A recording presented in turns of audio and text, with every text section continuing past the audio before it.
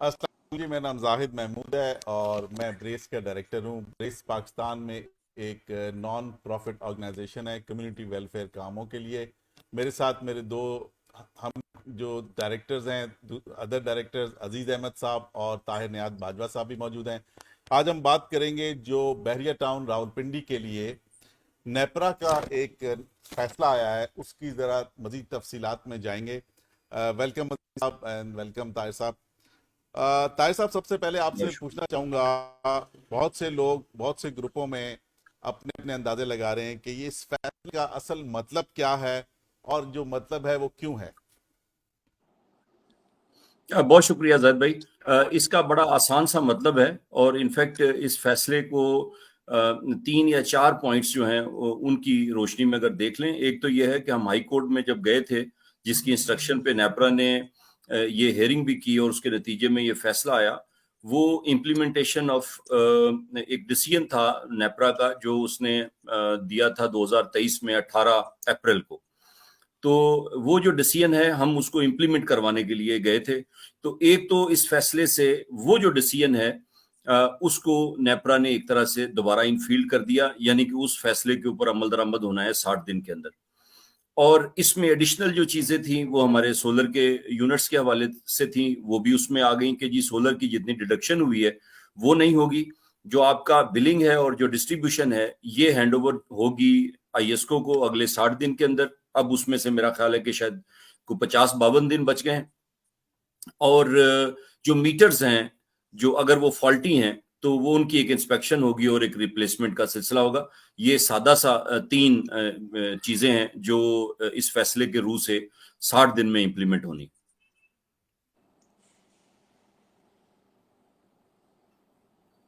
जैद साहब, आपकी आवाज नहीं आ रही सर। सर, इसमें जो उन्होंने सोलर की डिडक्शन उन्होंने कहा है जो नहीं होगी, और जो पहले डिडक्शन हुई है वो भी वापस होंगे, ऐसा ही है? जी बिल्कुल।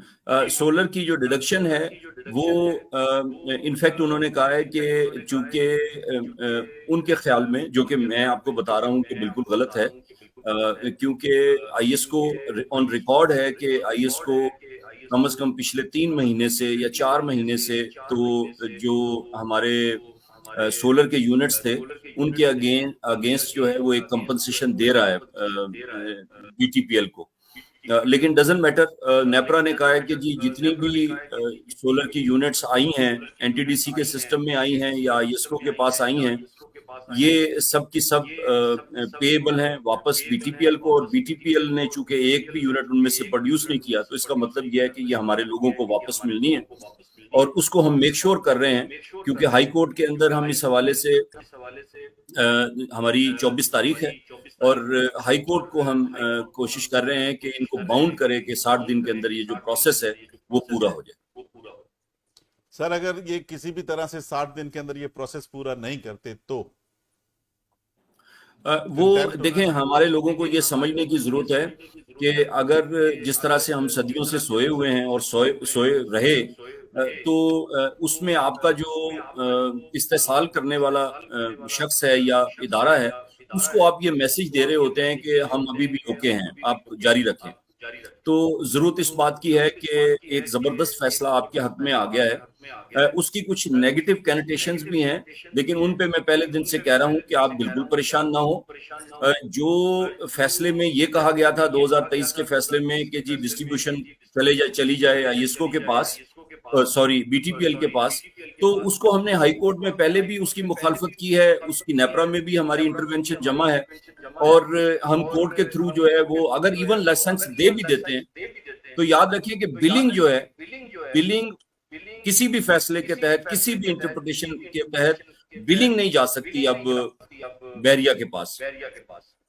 तो अगर लेट्स से कि आप आप एक्सपेक्ट करें, जिस तरह बहुत सारे लोग कह रहे हैं कि 60 दिन में अगर लाइसेंस ही नेपरा दे देता है तो स्टिल डिस्ट्रीब्यूशन का लाइसेंस है, वो उसमें जो बिलिंग है, बिलिंग ने अब हर सूरत में आजाद होना है। और हमारा बड़ा आसान सा उस पे हमारे लोगों के लिए सबमिशन है कि हमने इवन अगर नेपरा का लाइसेंस आ भी जाता है तो हमने फिर भी उसको चैलेंज करके कैंसिल करवाना है। और उसके लिए लाजमी बात है कि कम्युनिटी को जागने की जरूरत है। एक अब आगे से एक लीगल बैटल है जो कि हमने लड़नी है। और इतना बड़ा मार का सर करने के बाद अगर आप ये सोचें कि भाई अब हम बैठ जाते हैं आराम से, तो वो आराम, मैं फैसले से पहले भी कहता रहा कि जी फैसला आपके हक में आ जाएगा, लेकिन वो आराम से आपने बैठना नहीं है उसमें। उसमें आपने मेक श्योर करना है कि आपके पास फंड्स अवेलेबल हों, आपके पास लोग जो हैं वो प्रॉपरली मोबिलाइज्ड हों, और आप पुश करें कि जी फैसला जो भी है जो हमारे हक में है उसके ऊपर इम्प्लीमेंटेशन हो जाए, जो हमारे हक में नहीं है उसको हम मुतलका फोरम के ऊपर जाके डिफेंड करें। बिल्कुल ठीक हो गया सर, बहुत शुक्रिया। अजीज जाहिद साहब, भाई, मैं एक जी एक बोलिए। बात मैं कहना चाहूंगा इसके अंदर, जो ताहिर भाई कह रहे थे बीच में, क्योंकि बहुत सारे ग्रुप के अंदर बहुत सारी बातें सोलर के मामले के अंदर हो रही है। उसकी दो चीज़ें हैं जो इंशाल्लाह ब्रेस इम्प्लीमेंट करेगा, और इट्स ऑल नोटेड डाउन। एक तो पहला है कि इन्होंने हमें कॉम्पनसेट किया जब डिडक्शन नहीं हो रही थी, वो 19 रुपीज़ पे किया, जबकि नेपरा और आईएसको और all over Pakistan it was at 11 rupees. तो 11 टू 19 का 8 रुपए का बहुत बड़ा एक फर्क है। बहुत महीनों तक इन्होंने ये काम किया। उसके बाद जब वो 21 रुपए या 22 रुपए हुआ, तो ये 19 पे कुछ 6 महीने तक चलते रहे। अब ये 27 रुपए हो गया, तो ये पिछले 2 महीने से 22 रुपए पे चल रहे हैं। तो ये एक अलग से ये पैसे बना रहे हैं। दूसरी चीज, ये एक छोटी सी बात है जो नेट मीटरिंग और ग्रॉस मीटरिंग के ऊपर बहुत सारे लोग पूछ रहे हैं। ताहिर साहब का भी जवाब इसके ऊपर बहुत क्लियर एंड वो है कि जब एक दफा आईएसको की बिलिंग आ जाएगी, तो जिस तरह आईएसको बिलिंग कर रही है हर जगह, वो होगी। मगर इन्होंने इसके लिए जो पैसे बनाए हैं, कि जो आपने सोलर प्रोड्यूस किया है, जो सोलर यूजर्स हैं जिन्होंने सोलर से अपने इन्वेस्टमेंट से बिजली प्रोड्यूस की है, उसकी फ्यूल सरचार्ज भी हमसे इन्होंने चार्ज कर लिया। किए तो कर ही रहे हैं सबसे। मतलब फ्यूल जो हमारा सूरज है और हमारा प्लांट उस सूरज से बिजली बना रहा है, उसकी भी जो चार्ज है वो भी कर लिया, और क्वार्टरली एडजस्टमेंट उसके ऊपर भी चार्ज कर लिया। मतलब जुल्म पे जुल्म है ये। तो I think this is all noted, and जब हाई कोर्ट में जाएंगे तो ये सारी चीज़ों को इसको भी टेक केयर कर लेंगे। तो ये सोलर वाले मामले को, जो इतनी ज़्यादा कंफ्यूजन फैली हुई है, I think we should tell the community that it's all noted and it will be taken care of. जी, उसमें मैं एक सबमिशन और दे देता हूँ। ये जो ग्रॉस मीटरिंग की बात हो रही है, तो ये ग्रॉस मीटरिंग के हवाले से ऑलरेडी नेपरा को हमने जिस वक्त ये स्टार्ट हुई थी उसी वक्त लिख दिया था।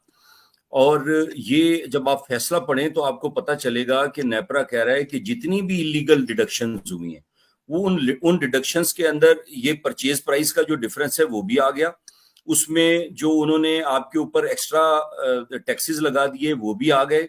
हाँ, ये सही बात है कि जब ये वापस होंगे तो उस वक्त किस तरह से हम मेक श्योर करेंगे कि हर चीज हमें वापस मिल जाए। उसका एक ही रास्ता है कि हम डट के जो है वो हाई कोर्ट के अंदर खड़े हों, और हम हाई कोर्ट को ये कह रहे हैं कि जी ये प्रॉब्लम्स हैं, जो डिडक्शंस हुई हैं वो इस तरह से हुई हैं, और इन डिडक्शंस को हम चाहते हैं कि एक मैकेनिज्म के तहत आप हाई कोर्ट हमें बता दे कि किस मैकेनिज्म के तहत। एक तो बड़ा सीधा सा मैकेनिज्म है कि 1.54 मिलियन जो यूनिट्स हैं जो कि 2023 के हैं, वो हमें पता चल गए कि फैसले में नेपरा ने लिख के ही बता दिया कि जी ये जो यूनिट्स हैं ये तो आए हैं। अच्छा, 2024 में जब तक ये पैसे वापस नहीं मिलते उस वक्त तक कितने यूनिट्स आए और उसके ऊपर कौन कौन सी एक्स्ट्रा डिडक्शंस हुई, हमने वो पैसे जो है वो वापस लेने हैं। और परचेज प्राइस का जहां जहां पे भी डिफरेंस रहा है वो पैसे हमने वापस लेने हैं। लेकिन मैं बार बार देखे कम्युनिटी से कह रहा हूं कि आप लोग क्यों ये समझ रहे हैं कि ये मसला खत्म हो गया और बस मसला हल हो गया। ये इसके लिए बड़ी जान मारने की जरूरत है। और इस पे मैं देख रहा हूं कि जब से फैसला आया है ऐसे लग रहा है कि जैसे सारे लोग जाके घरों में सो गए, जबकि हम पहले दिन से आप लोगों को ये कहते रहे कि जी फैसला जब आएगा तो फिर असल में हमें जागना पड़ेगा, फिर असल जोर हमें लगाना पड़ेगा, क्योंकि हमारे पास कोई ना कोई लीगल बेसिस क्रिएट हो जाएंगी कि अब जोर लगाना कहाँ पे है हमने। तो आपने चूंकि इसकी इम्प्लीमेंटेशन पे जोर लगाना है और इसकी एक स्ट्रक्चरल और सिस्टमैटिक एप्लीकेशन के ऊपर आपने जोर लगाना है कि जी ये सारा प्रोसेस जो है एक स्ट्रक्चर्ड तरीके से हो, एक इसका प्रोसीजर जो है वो बता दे हमें हाई कोर्ट।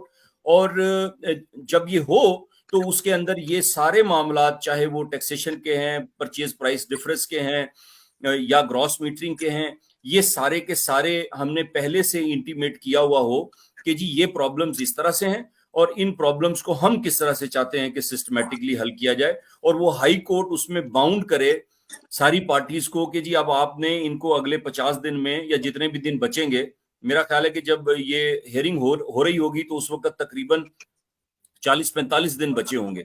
तो उन 40-45 दिनों में हमने एक तो ये भी पूछना है कि जी 15 दिनों में क्या, 15-20 दिन जो भी गुजर गए उसमें क्या इंप्लीमेंटेशन हुई, ये भी हाई कोर्ट पूछेगी, क्योंकि हम कहेंगे हाई कोर्ट से कि जी इनसे पूछें जरा।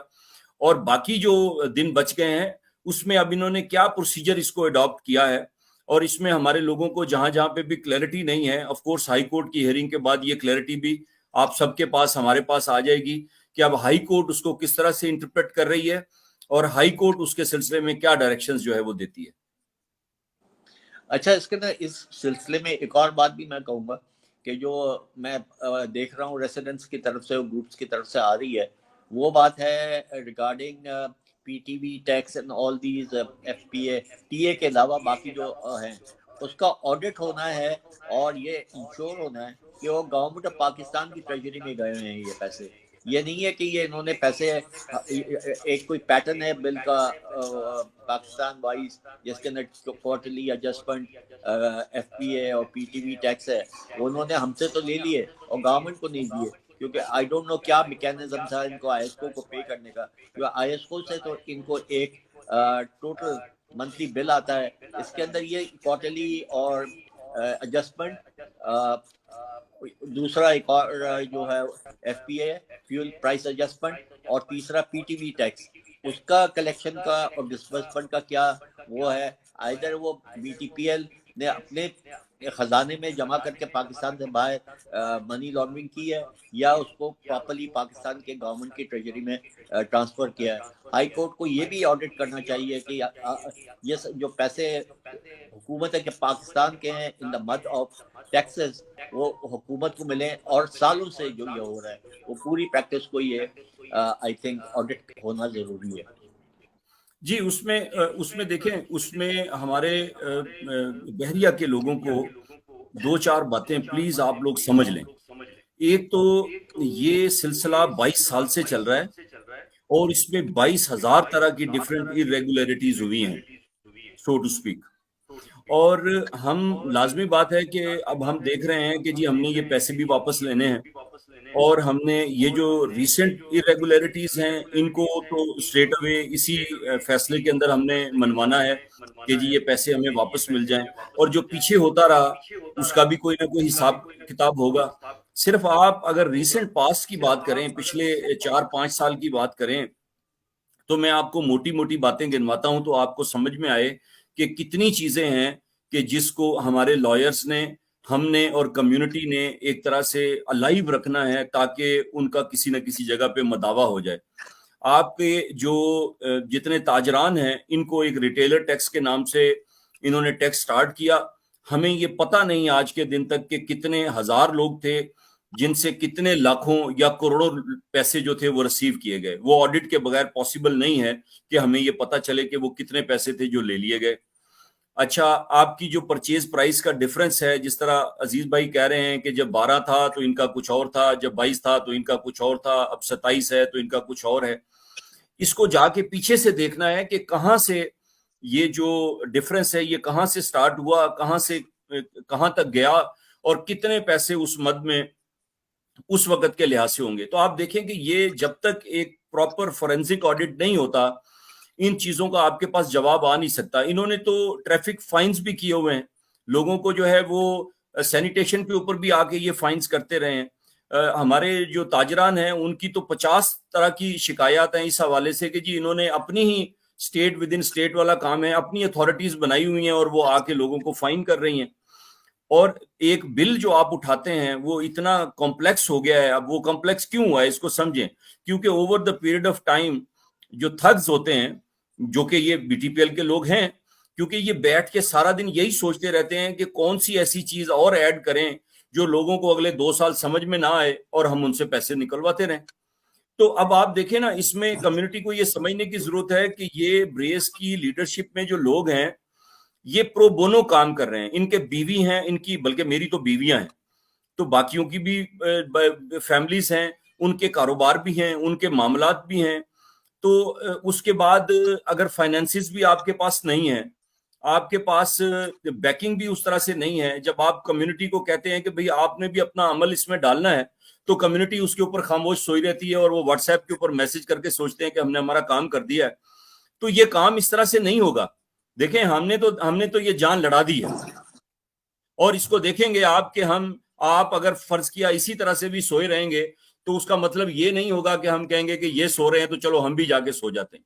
हमने तो डाल दिया, लेकिन आप लोगों को भी, अपनी फैमिलीज को भी और अपने जमीर को भी एक दिन ये जवाब देना पड़ेगा कि जब हम जिन लीडरान को हमने आगे लगाया था, जब वो जेलों में थे या रेलों में थे या उनके बच्चे सफर कर रहे थे और वो सारा दिन कोर्टों के चक्कर लगा रहे थे या वकीलों के साथ मिल रहे थे या हमारी ये कॉरेस्पोंडेंस जो थी वो कर रहे थे, तो उस वक्त हम क्या कर रहे थे? हम बैठ के 1500 रुपए का हिसाब कर रहे थे, या हमने जो हमने डोनेशन दे दी थी हम उसका हिसाब कर रहे थे।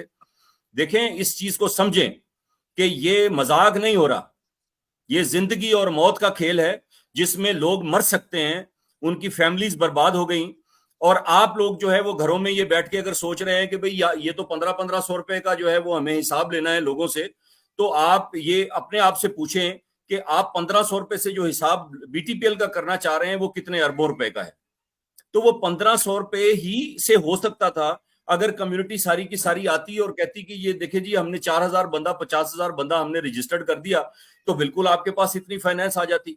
लेकिन आपने अगर 400 लोगों को रजिस्टर्ड किया और बाकी 2-4-5 लाख रुपया आपने डोनेशंस की मद में इकट्ठा कर लिया, और हम ये उससे सोचेंगे जी हाई कोर्ट के वकील भी उसी से हो जाएंगे, सिविल के भी उसी से हो जाएंगे, हमारी कोर्ट की फीसिस भी हो जाएंगी, हमारे ट्रैवल के एक्सपेंसेस भी हो जाएंगे, सारे मामला जो है इन पैसों से हमारे हो जाएंगे, और हम घर में बैठ के पूछेंगे कि बाजवा साहब बता दें, अजीज साहब बताएं, जायद साहब बताएं क्या हुआ मसले का हल। तो आप ये जहन में रखें कि हमने ये बर्बादी जो है वो मोल किस लिए ली है? आपके दर्द की वजह से ली है।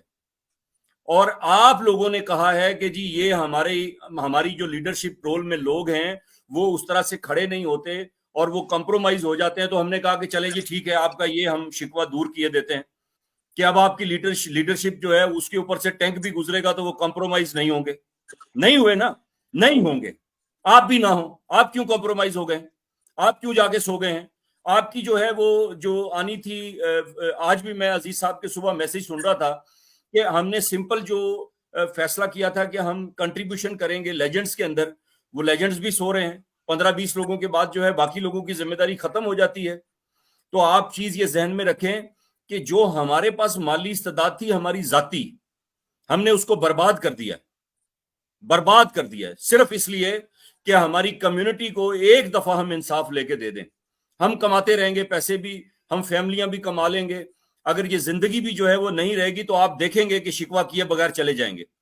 लेकिन आप लोगों के लिए आज जबकि सारे लोग सांस ले रहे हैं, ये टाइम है, ये वक्त है कि आप कहें कि यार हमने क्या किया है? हमने बैठ के बातें करने के अलावा कोई काम नहीं किया, या हमने 1500 की रजिस्ट्रेशन ले ली तो हमने कौन सा एहसान कर दिया जनाब ब्रेस के ऊपर? ब्रेस के लोगों ने तो इधर मेरा ख्याल है कि सिर्फ और सिर्फ अगर एक ही बंदे का नुकसान आप लगाने जाएंगे तो वो करोड़ रुपए में चला जाएगा, और बाज चीजों का तो नुकसान का कोई एस्टिमेट ही नहीं होता।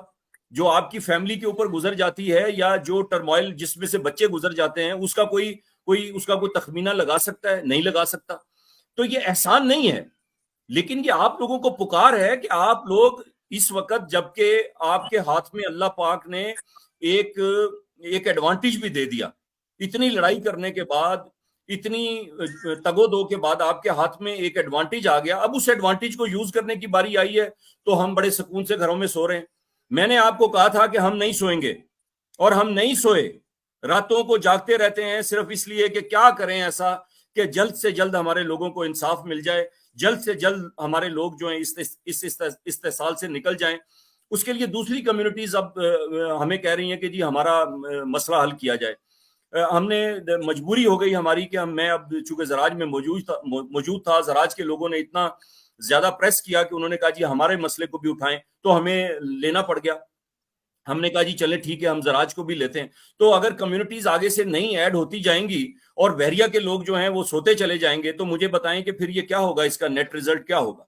तो मैं मुख्तसर किए देता हूं, आप लोग बहुत अच्छे तरीके से जानते हैं कि ये जो खेल है, इस खेल के अंदर मैंने कहा था कि सिर्फ एक ही रिजल्ट होगा और वो फतह होगी कम्युनिटी की।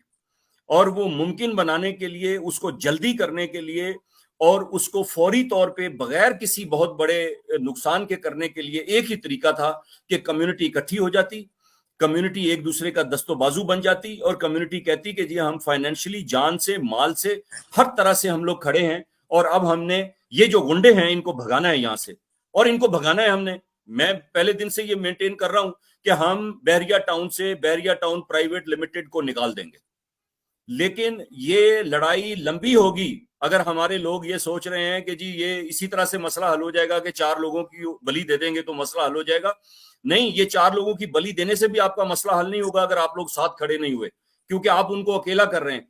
उनकी ताकत असल में आप लोग हैं। अगर आप लोग ही वहां पे मौजूद नहीं है और आप लोग भी ये सोच रहे हैं कि चलें जी अब हमारी व्हाट्सएप की मैसेजिंग से ही मसला हल हो जाएगा, तो देखें ये आप ज्यादती कर रहे हैं। हमसे जो मांगा आपने, हमने दिया है। आपने सवाल पूछा, उसका जवाब दिया है। आपने कहा जान दें, हमने कहा जान देंगे। आपने कहा माल दें, हमने कहा माल देंगे। आपने कहा फैमिली दें, हमने कहा फैमिली देंगे। सब कुछ देंगे। आप क्या देंगे? आप अपने आप से भी पूछें और कहें कि जी हम हमारी लीडरशिप से ज्यादा नहीं 5% करेंगे, तो मैं आपको कहता हूं कि आपका मसला जो है ये दिनों के अंदर हल हो जाएगा। लेकिन इसके लिए जागने की जरूरत है। ये जो ग्रीन वैली का मसला है उसके ऊपर मैंने कहा था कि जी आप बाइकआउट करें। आप लोग खुद से जो है वो सोशल मीडिया के ऊपर आ जाएं। जितनी भी बहरिया टाउन प्राइवेट लिमिटेड की इस तरह की एक्टिविटीज हैं जहां से वो पैसे बना रहे हैं, उनका बाइकआउट करें, क्योंकि उन्होंने हमारी जिंदगियां जो है वो अजीरन बना दी हैं अपने पैसे बनाने के लिए। आप लोग जो है उसके ऊपर बताएं ना, आके सोशल मीडिया पे भी बताएं, ग्रुप्स में भी बताएं कि आपकी क्या एक्टिविटी है, आप लोगों ने क्या किया है। और उसमें मैंने कहा था कि जी आपको पैसे चाहिए, आपको हाई कोर्ट में अब नए वुकला करने हैं। मैं पिछले पता नहीं 5-7 दिन से और कोई काम नहीं कर रहा सवाई ये कि वुकला के साथ मिल रहा हूं। तो ये वुकला को जो है वो चने दे के हमने कर लेना है।